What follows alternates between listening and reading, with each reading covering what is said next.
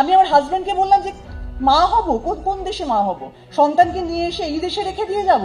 আমি চাই না এইরকম দেশে মা হতে। আমি আমার সন্তানকে এই দেশে দুর্নীতি যতক্ষণ আছে আমি এই দেশে পারবো না আমার সন্তানকে নিয়ে আসতে। রাজনৈতিক মঞ্চে যারা ওঠেন, যেসব নেতারা খুব জ্বালাময়ী বক্তৃতা দেন, আমি তাদের মতো কেউই নই। আমি একজন খুব ছাপোষা সাধারণ মানুষ। সবসময় ছোটবেলা থেকেই বাড়ি থেকে শিখিয়েছে যে ওই যে পুলিশ কাকু যাচ্ছে ভয় পাও। তো আমি হচ্ছে সেরকম একজন মানুষ যে পুলিশ দেখলেই ভয় পায়। এখনো যখন সিগনালে পুলিশ দাঁড়িয়ে থাকে, যদি সামনের দিকে হেঁটে আসে মনে হয় যেন আমার গাড়িটাই ধরতে আসছে, কিছু একটা আমি ভুল করে ফেলেছি। তো আমি একদম সেরকম মানুষ। আর এখন কিছু বললে পরেই যেটা সবার প্রথমে হচ্ছে যে কিছু না বললে আমি তৃণমূল, কিছু বললেই হচ্ছে আমি রামবাম, এরকম একটা আলাদা করে ভাগ করে দেওয়া হচ্ছে। আমারই একজন সহ অভিনেতা জিতু এক্ষুনি বললো যে আমার কি ভোটার কার্ড আছে, আধার কার্ড, তাহলে এত কষ্ট করে করা হলো, কত ঝামেলা বলুন তো এইসব করার জন্য, এটার সাথে এটা যুক্ত করো, ওই অনলাইনে এইসব সমস্ত করে এত কিছু যে করলাম, তাহলে তো কোনো মানেই না দাঁড়ালো না। তাহলে তো একটা দলের আন্ডারে কাজ করলেই হতো আর কি। সেরকম তো কোনোদিন কিছু করলাম না, কিন্তু তারপরেও কেন এত যে ট্রোল হতে হয় সোশ্যাল মিডিয়াতে? কাজের জন্য হলাম ঠিক আছে, কিন্তু প্রতিবাদ করলেও ট্রোল হচ্ছি। মানে এইরকম অদ্ভুত আমি কোনোদিন কোন দেশে আছি সেটাই বুঝতে পারি না। যাই হোক, খুব সাধারণ ছাপোষা করি একটু কথা বলছি। আমরা একটি দল, মানে আমাদের হঠাৎ করে 14 তারিখে রাত্রিবেলা যখন আমরা হাঁটার পরে বুঝতে পারলাম যে কি জানি কোনো মানে না রেখেই বোধহয় হাঁটছি, এটা কোথায় গিয়ে পৌঁছবো। বুকের ভেতরে একটা খুব কষ্ট হচ্ছিল, কান্না পাচ্ছিল, কিন্তু কাঁদতে পারছি না। তার কারণ আমার মনে হয় কান্নাটাকে না সবাই আমরা একটু চেপে রাখি, কাঁদলেই না একটা কেমন শরীরটা ছেড়ে দিচ্ছে, রিল্যাক্স হয়ে যাচ্ছি। আমি রিল্যাক্স হতে চাই না, আমি এই কান্নাটাকে চেপে রাখতে চাই যাতে এটা অনেক দূর অব্দি পৌঁছতে পারি। তো আরজি করের সামনে 15 তারিখ রাত্রিবেলা যখন যাই, হঠাৎ করে কিছু ছেলেমেয়ের সাথে আলাপ হয়ে যায়। তারা প্রচন্ড যে সৈনিধি চলো, এখানে চলো, নবান্ন চলো, কালীঘাট চলো, কিছু একটা করতে হবে, পারছি না, বাড়িতে বসে থাকতে পারছি না। ভদ্রেশ্বর থেকে একটা মেয়ে এসছে, রোগা শীর্ণ জীর্ণ একটি মেয়ে। আমি বললাম তুই কি করে বাড়ি যাবি এত রাতে?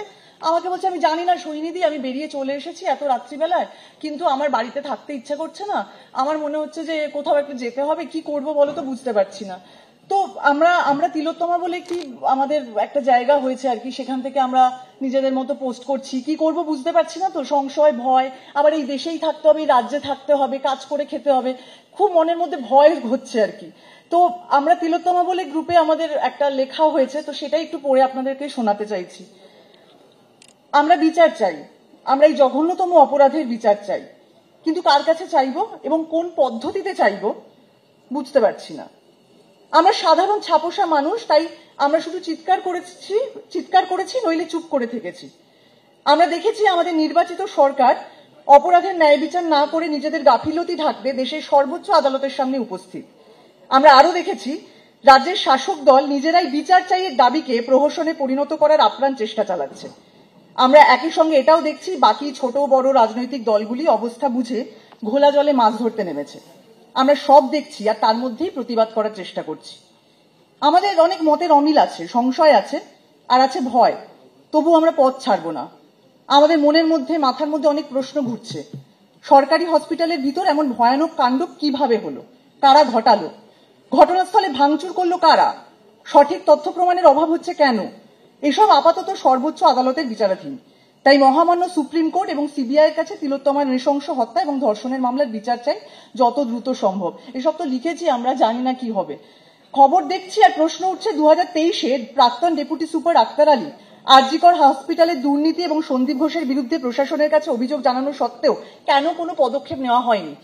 সমস্ত মিডিয়াতে যতগুলো চ্যানেল আছে, আমরা প্রত্যেকদিন টিভি দেখছি, রাত্রিবেলায় দেখছি যে আক্তার আলী যে ভদ্রলোক প্রাক্তন ডেপুটি সুপার, উনি সব জায়গায় নাকি গেছেন, মুখ্যমন্ত্রীর দপ্তর অব্দি গেছেন। তারপরে এসআইপি গঠন করা হয়েছে, তারপরেও মানে আমি এই ভাষাগুলো জানতাম না, এই কদিন ধরে এই আন্দোলনের সাথে যুক্ত হয়ে এই ভাষাগুলো শিখেছি। এসআইপি, তাহলে কেন কোনো কথা হয়নি, কেন সবাই মুখ বুজেছিল? মানে সবাই অন্যদিকে যতগুলো জায়গায় প্রথম সারির যতগুলো মিডিয়া চ্যানেল যেখানে যে কথা হচ্ছে, সবাই মানে বিভিন্ন রাজনৈতিক দলের নেতারা আসছেন, তো যখনই কোনো প্রশ্ন হচ্ছে আমাদের সরকারের তরফ থেকে যে মুখপাত্র তিনি সবকিছু অন্যদিকে ঘুরিয়ে দিচ্ছেন। তিনি বলছেন অমুক রাজ্যে তো ওইটা হয়েছিল, তাহলে তখন কেন হয়নি, যাই বলা হচ্ছে তখন একটা অন্যদিকে নিয়ে যাওয়া হচ্ছে। এবং এখন বলা হচ্ছে যে বিচার চাইতে গেলে তো সুপ্রিম কোর্টের কাছে বিচার চাও, সিবিআইয়ের কাছে বিচার চাও, সরকারের কাছে বিচার চেয়ে কি হবে। এক্ষুনি আসার আগে একটা প্রথম সারির চ্যানেলে দেখলাম যে সেদিন রাত্রিবেলায় প্রায় টিকিট কেটে ঢোকার মতো ওই সেমিনার রুমে সবাই ঢুকেছিল। এত লোক ঢুকলো কিভাবে সেমিনার রুমে, কারা ঢোকালো? পুলিশ তো ছিল সেখানে, তাহলে পুলিশ কি করলো? মানে এই প্রশ্নগুলো তাহলে এখন সিবিআই এসে কি করবে? মানে সিবিআই এর কাছে তখন কোনো তথ্য প্রমাণই নেই যা দেখতে পাচ্ছি।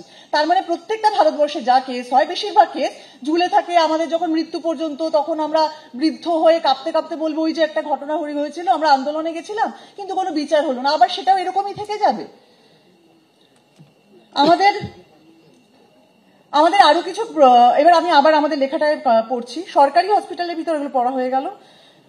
প্রশ্ন উঠেছে শুধু সরকারি নয়, বেসরকারি ছোট সংস্থা বা বিগ কর্পোরেট কর্মীদের নিরাপত্তার কি হবে? এর বাইরেও যে বিপুল সহনাগরিক অসংগঠিত ক্ষেত্রে ঘাম ছড়িয়ে দেশকে সচল রাখেন সর্বত্র, তাদের সুরক্ষার কি হবে? এরকম অনেক প্রশ্ন উঠে আসছে। যে গুটি কয়েক মানুষ এসব বলার চেষ্টা করেছেন, মানে আক্তার আলীর মতো, আমরা তাদের চিরকাল উপেক্ষা করেছি। এখন দুয়ারে আমাদের গুন্ডাতন্ত্র, দুয়ারে দুর্নীতি, দুয়ারে ধর্ষণ, খুন এসে পড়েছে। তাই আমরা বাধ্য হয়ে আজকে পথে নেমেছি। এবার আর দলবাজিতে সময় নষ্ট না করে অন্তত নাগরিক হিসেবে টিকে থাকার জন্য পথে থাকতেই হবে। বর্তমান পৃথিবীতে কোনো রাষ্ট্রের ওপর সম্পূর্ণ নির্ভরশীল হবার দিন গেছে।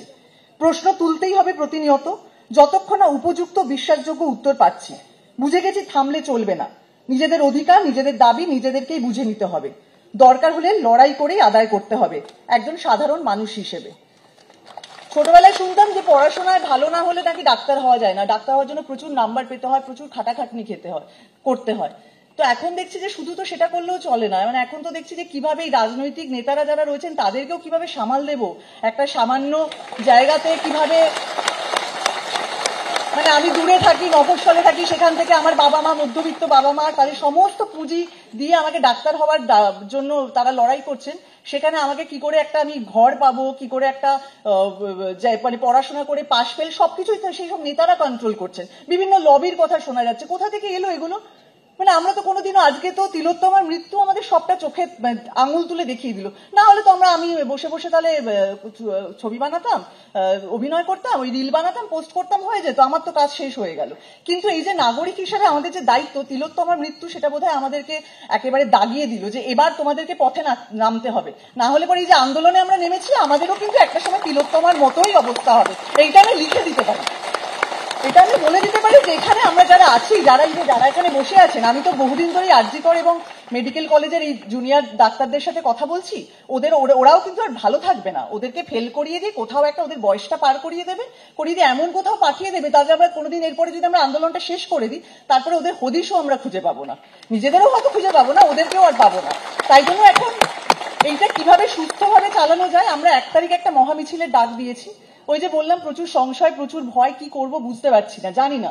ডাক তো দিয়েছি, আসুন সবাই এই আন্দোলন যতদিন চালিয়ে নেওয়া যায়। কারণ তারপরেও আস্তে আস্তে পুজো আসছে, পুজোর হয়তো এতে আমরা, এটাই মনের মধ্যে ভয় হচ্ছে যে পুজোর আনন্দে বোধহয় আমরা সবাই বোধহয় আস্তে আস্তে সামিল হয়ে যাব। মিডিয়া আমাদেরকে সত্যি কথা অনেক কিছু তুলে ধরছেন, যার জন্য আমরা এগুলো জানতে পারছি। কিন্তু তারপরেও হয়তো মিডিয়াও হয়তো পুজোতে মেতে উঠবে, তখন হয়তো আস্তে আস্তে এই আন্দোলনের যে মূল যে এটা, মানে আমাদের যে শিকড়টা, সেটা বোধহয় আমরা আস্তে আস্তে হারিয়ে ফেলবো। সেইটা আমার একটা মনে ভয় হচ্ছে। সেটাই সবার কাছে অনুরোধ, যেন এই আন্দোলনটা চালিয়ে যাই যতক্ষণ আমরা বিচার পাচ্ছি, যতক্ষণ আমরা একটা সুস্থ সমাজ পাচ্ছি, যেখানে দুর্নীতি মুক্ত একটা সুস্থ সমাজ, যেখানে সিন্ডিকেট রাজ, হেলথ সিস্টেম, আমাদের কি বলে এডুকেশন সিস্টেম, সবটাকে নষ্ট করে রেখে দিয়েছে। কোথাও আমার রিসেন্টলি বিয়ে হয়েছে, আমি আমার হাজবেন্ডকে বললাম যে মা হব, কোন দেশে মা হব? সন্তানকে নিয়ে এসে এই দেশে রেখে দিয়ে যাব? আমি চাই না এইরকম দেশে মা হতে। আমি আমার সন্তানকে এই দেশে, দুর্নীতি যতক্ষণ আছে, আমি এই দেশে পারবো না আমার সন্তানকে নিয়ে আসতে। এইটুকুনি কথা বলার। সবাই পাশে থাকুন। এটা খুব একটা খারাপ সময় বড় ছিল, কিন্তু তিলোত্তমা দেখিয়ে দিল যে আরো খারাপ সময় আমরা আছি। শুধু আমরা যেন সবাই সবার হাতটা ধরে থাকি, সবার পাশে থাকি, এইটুকুনি আমার কথা বলার। নমস্কার।